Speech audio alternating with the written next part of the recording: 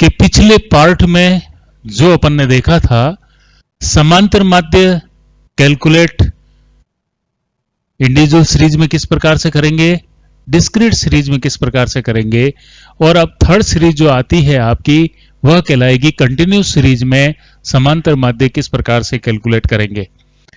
समांतर माध्य कैलकुलेट करने का तरीका जैसे अपन ने डिस्क्रीट सीरीज था वैसा कि वैसा इसमें भी है।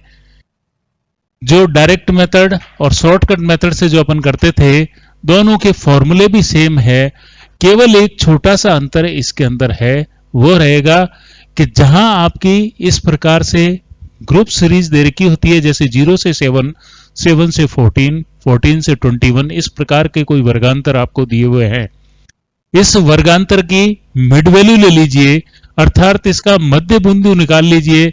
जो मिड वैल्यू होगा वह आपका x हो जाएगा। जब सतत श्रेणी में मिड वैल्यू कैलकुलेट कर लेते हैं तो सतत श्रेणी और खंडित श्रेणी का अंतर समाप्त हो जाएगा। शेष प्रक्रिया वही रहेगी जो कि अपनी खंडित श्रेणी में थी। अर्थात इसकी मिड वैल्यू लेने का जो तरीका है उसको देखिए। 0 से 7 दोनों का यदि अपन डिफरेंस देखें तो 7 का अंतर है, और इस अंतर का आधा कर लीजिए, और आधा करने के बाद आप लोअर लिमिट में उसको प्लस कर दें या अपर लिमिट में से माइनस कर दीजिए तो मिड वैल्यू कैलकुलेट हो जाएगी। एक बार वापस देख लें, मिड वैल्यू कैलकुलेट करने का जो तरीका होगा, L1 L2 में से L1 को यदि अपन माइनस कर लें और 2 से यदि डिवाइड कर लेते हैं तो जो आंसर आएगा वही आपका मिड वैल्यू होगा। यह फॉर्मूले की बात है, और बिना फॉर्मूले के अगर अपन करना चाहें तो इसके बीच का पद जो होगा वह मिड वैल्यू कहलाएगा। मीन्स 7 का अंतर है तो बीच में 3.5 होगा, जो आप लोअर लिमिट में सब में जोड़ दीजिए, सब में इक्वल डिफरेंस है इसलिए आप इसको लिख लीजिए। तो फर्स्ट जो आएगा वह आएगा आपका 3.5। एक चीज और मैं यहां आपको बताना चाहूंगा, जो शॉर्टकट तरीका है और भी, उस शॉर्टकट तरीके को देख लीजिए। जब अपन ने यहां देखा यहां इक्वल डिस्टेंस या डिफरेंस 7-7 का है तो मिड वैल्यू में भी जो अंतर आएगा वह आपका 7 का अंतर ही होगा, चाहे आप कैलकुलेट करके देख लीजिए।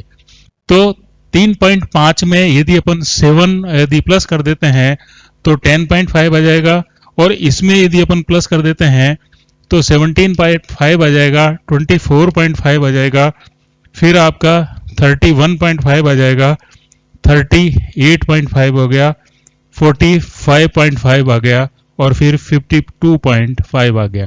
मीन्स इन सब में 7-7 का अंतर यहाँ पे भी होगा तो 7 का अंतर यहाँ पे भी हो गया। देखिए 7 में 3 पॉइंट किया तो 7 और 3 10 हो गए, 14 और 3 17, 21 और 3 24, 28 3 31, 35 और 3 38, 42 और 3 45, 49 और 3 52। तो इसमें 3.5 को इस प्रकार से अपन सब में जोड़ लीजिए। 2-3 तरीके हैं मिड वैल्यू के, दोनों को निकाल करके चाहे फॉर्मूले से कर लें, चाहे इसका इक्वल डिफरेंस करके हाफ कर लीजिए और इसमें जोड़ करके या लिख लीजिए, आपका आंसर सेम आ जाएगा। अब अपन बात करते हैं मिड वैल्यू कैलकुलेट जब आपकी हो जाती है तो इसमें भी ज्ञात करने की जो रीतियां हैं वह 3 मेथड है इसमें ज्ञात करने के। एक मेथड है आपका जो डायरेक्ट मेथड कहलाएगा, यानी प्रत्यक्ष रीति कहलाएगी, और प्रत्यक्ष रीति का जो फॉर्मूला होगा वही होगा x bar is equal to sigma F X upon N. अर्थात अपन जो कैलकुलेट करेंगे इसको और इसको मल्टीप्लाई करके यहां लिख लेंगे, जिसका जो जोड़ होगा वो सिग्मा एफ एक्स आ जाएगा, और उसके बाद जो एन से विभाजित कर दें तो आपका जो कैलकुलेट होकर के आएगा वह डायरेक्ट मेथड के अनुसार कैलकुलेट होकर के आ जाएगा।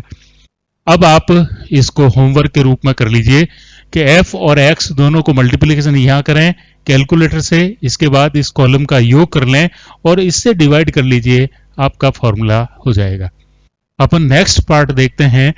डायरेक्ट मेथड के बाद में जो दूसरा मेथड आपका जो काम में लेना चाहिए वह है आपका शॉर्टकट मेथड, अर्थात लघु रीति के द्वारा अपन किस प्रकार से करेंगे उसको देखिए। शॉर्टकट मेथड ये आपका लघु रीति है, और इस शॉर्टकट मेथड में मैंने आपको कहा था मिड वैल्यू को अपन x मान लेंगे और उसके बाद फॉर्मूले को लिखेंगे, और फॉर्मूला इज इक्वल टू होगा x bar is equal to कल्पित माध्य मानेंगे प्लस कल्पित माध्य से विचलन लेंगे, फ्रीक्वेंसी से मल्टीप्लाई करेंगे और नंबर ऑफ आइटम्स यानी आवर्तियों के योग से इसको विभाजित कर देंगे, तो जो आपका आएगा वह शॉर्टकट मेथड के अनुसार अपन कैलकुलेट करेंगे। तो इस मेथड को यदि अपन देखा जाए तो आपका इस प्रकार से आएगा। ये अपन किसी एक को कल्पित माध्य मान ले, मान लीजिए ए माने, ए किसको माने, हमेशा ए जो माना जाता है वह एक्स में से माना जाता है। तो एक्स में से अपन किस प्रकार से मानेंगे उसको देखिए। तो अपन ने 31.5 को यदि अपन ने ए मान लिया और इससे अगर अपन विचलन लेते हैं तो विचलन लीजिए, देखिए dx is equal to X minus A हो गया। 31.5 कहाँ आया, यहाँ आया। 31.5 में से 31.5 गया तो आपका शून्य हो जाएगा। फिर यदि अपन ऊपर कहें, अगर माइनस करें तो ये माइनस के 7, माइनस के 14, माइनस के 21 और माइनस का 28 हो गया। अगर नीचे की तरफ देखें, प्लस के 7, प्लस के 14 और प्लस के 21 हो गए। देखिए ये सीधा इसलिए लिख लिया क्योंकि ये साथ साथ का अंतर है, इसमें से ये गए तो 0 हो गया। अगर 24 में से अगर ये माइनस होता है तो माइनस का 7 आ जाएगा, ये माइनस के 14 और इस प्रकार से ये गैप आपका चलता रहेगा। यदि अपन दूसरे पार्ट की बात करें, अगला जो कॉलम होगा एफ डी एक्स वाला कॉलम होगा। Means F D x means आपका होता है इन दोनों को मल्टीप्लीकेशन करके यहां लिखना है, यानी 26 और 28 को मल्टीप्लाई करेंगे और यहां लिखेंगे। माइनस और प्लस के निशान का ध्यान रखेंगे और जो माइनस है उन फिगर को माइनस में लिख लेंगे, जो प्लस है उन फिगर को प्लस में लिख लेंगे।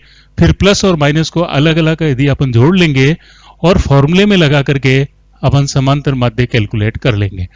तो यदि 26 और 28 को अगर विभाजित मल्टीप्लाई किया जाता है तो माइनस का 728 आएगा, फिर 651 आएगा, फिर आपका 490 आएगा, फिर आपका 29407 प्लस के, फिर प्लस के 756 और फिर प्लस के 399।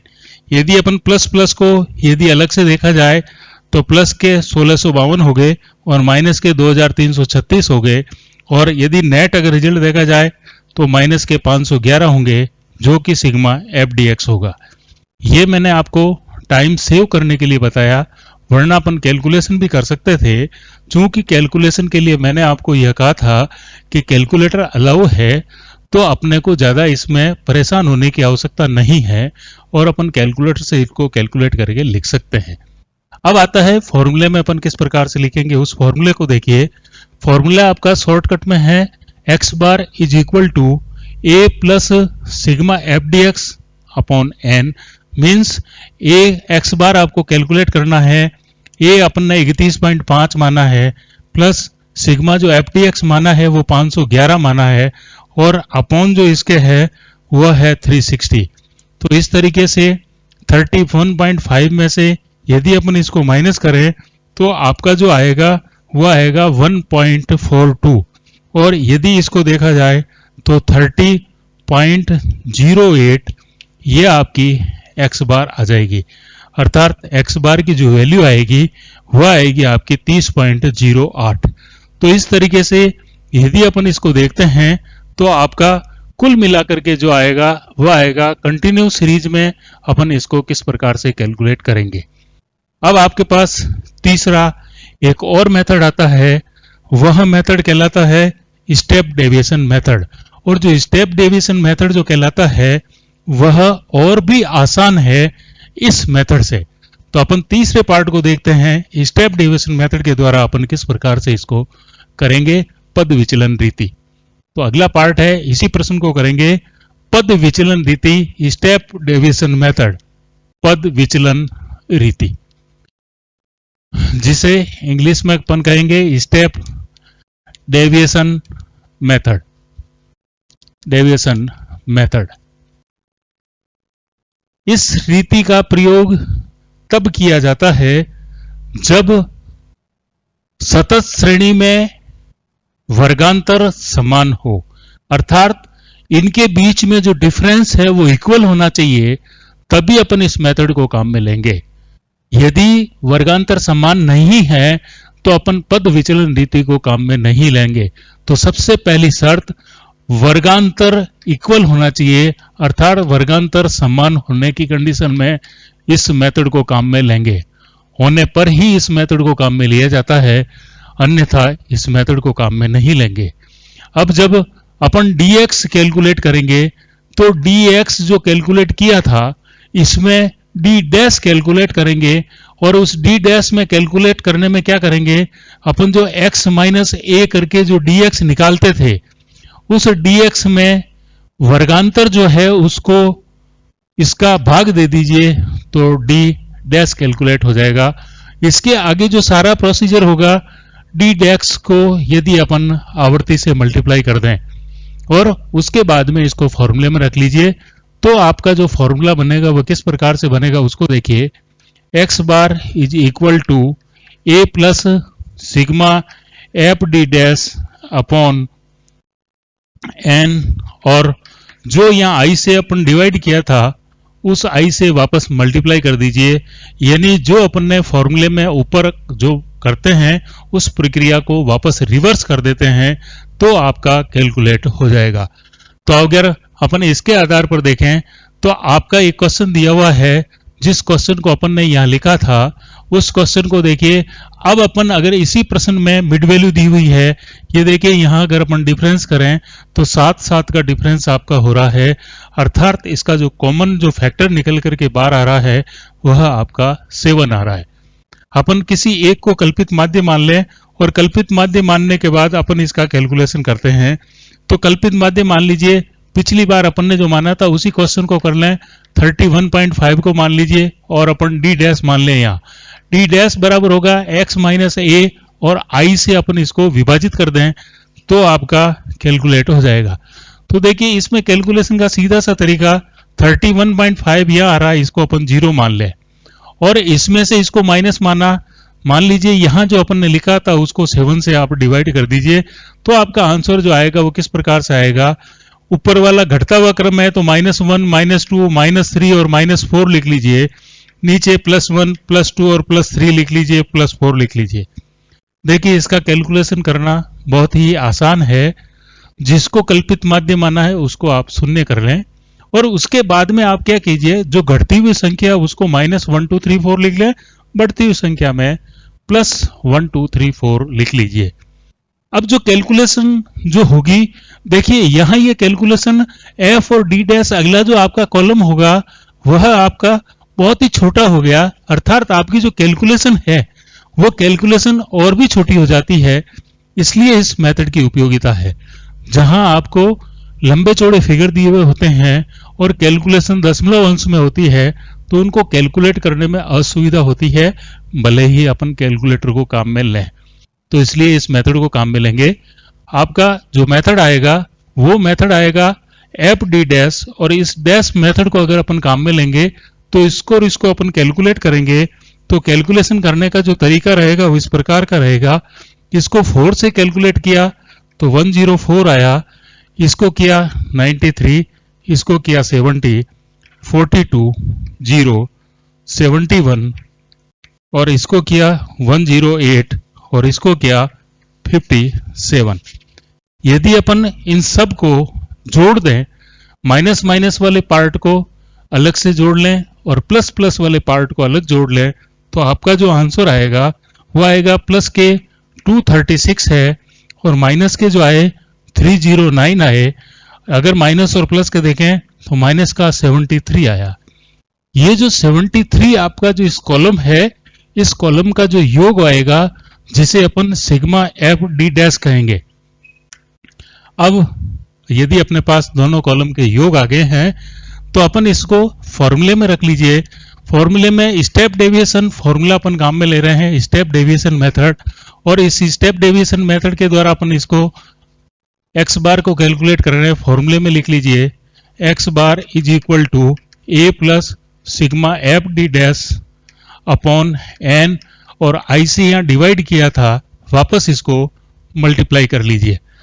x बार यानी a is equal to 31.5 plus minus का है 73 अपॉन 360, और i जो मल्टीप्लाई किया था i यहाँ वापस लिख लीजिए, जो आपका 7 हो जाएगा। और यदि अपन इसको कैलकुलेट करें 31.5 माइनस 511 अपॉन 360, और दूसरे शब्दों में अपन कहें 31.5 माइनस 1.42, और जो आपका आंसर आएगा वो आएगा 30.08। यह x बार की वैल्यू होगी। आप कोई से भी मेथड से इसको कर लीजिए, आपका जो आंसर आएगा समांतर माध्य का वह सेम आएगा। तो समांतर माध्य ज्ञात करने के लिए तीनों ही सीरीज में जो मेथड थे वह इंडिविजुअल और डिस्क्रीट सीरीज में दो मेथड है आपके पास, एक डायरेक्ट मेथड है, एक शॉर्टकट मेथड है। लेकिन कंटिन्यूस सीरीज में यदि अपन समांतर माध्य की गणना करते हैं तो अपने पास एक तीसरा मेथड और आता है, वह है स्टेप डेविएशन मेथड, पद विचलन रीति होगी। इन तीनों रीति से अपन जो आंसर कैलकुलेट करेंगे वह आपके इक्वल होंगे। अब आपने आगे देखा होगा कि हम साहब डायरेक्ट मेथड को काम में लेकर के हमारा काम आसान हो सकता है, तो हम बाकी मेथड को क्यों करें।